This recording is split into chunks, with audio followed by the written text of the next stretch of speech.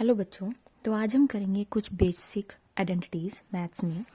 जैसे हमें दिया होगा a raise to power m multiply by a raise to power n, तो उसकी आइडेंटिटी होती है a raise to power m plus n. जब भी दो अगर सेम बेस हो और उसकी कुछ पावर्स दी हो, फॉर एग्जांपल हम नंबर ले लेते हैं 2, ए है हमारा 2, एम मैंने सपोज किया है 1 और multiply a raise to power n, यानी कि 2 की पावर हमारे पास दी है एन। तो इसको हम कैसे सॉल्व करेंगे? इसको सॉल्व करने का तरीका है, जब भी ये मल्टीप्लाई में हमें दिए हों और बेस हमारा सेम हो तो पावर क्या होती है? पावर प्लस हो जाती है। तो ये आ जाएगा 2 raise to power 1 plus 3 which is equal to 2 raise to power 4। इतना आ गया आपका आंसर। इसको आप आगे भी सॉल्व कर सकते हो, विच इज इक्वल टू 2। 2 की पावर 4 का मतलब होता है 2 को हमने 4 बार लिखा। कितनी बार लिखा? 4 बार। 2 twos are 4, 4 twos are 8, 8 twos are 16।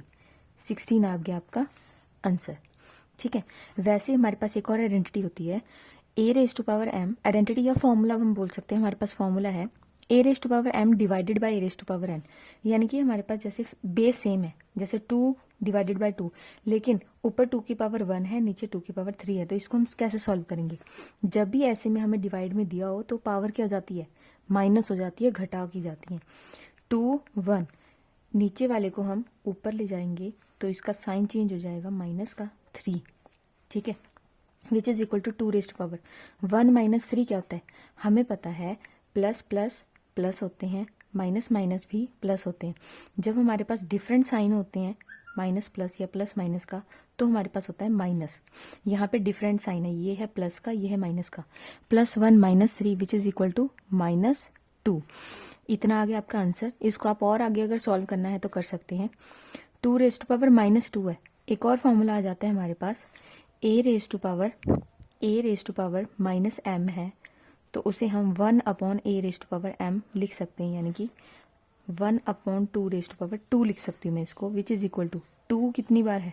2 बार है, which is equal to 1 upon 4। ये आ गया आपका आंसर।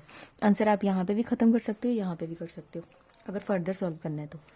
वैसे हम नेक्स्ट फॉर्मूला को समझेंगे। ए रेज टू पावर एम की पावर एन है। यहाँ पे फॉर एग्जाम्पल 2 की पावर 1, मैंने एम 1 लिया है, एन लिया है मैंने 3।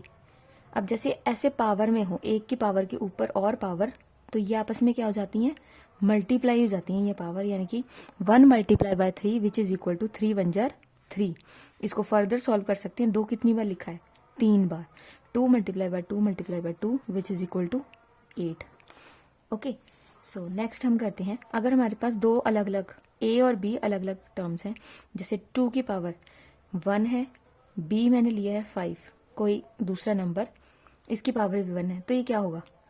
2 और 5 आपस में क्या हो जाएंगे? मल्टीप्लाई, और इसकी पावर होल की पावर 1 बन जाएगी। 2 5 जा 10, 10 रेज टू पावर 1। अगर यहाँ पे m1 की जगह 2 होता तो 2 2 हो जाने थे और होल की पावर 2 हो जाना था। 10 कितनी बार है? एक बार। तो ये आ गया आपका आंसर।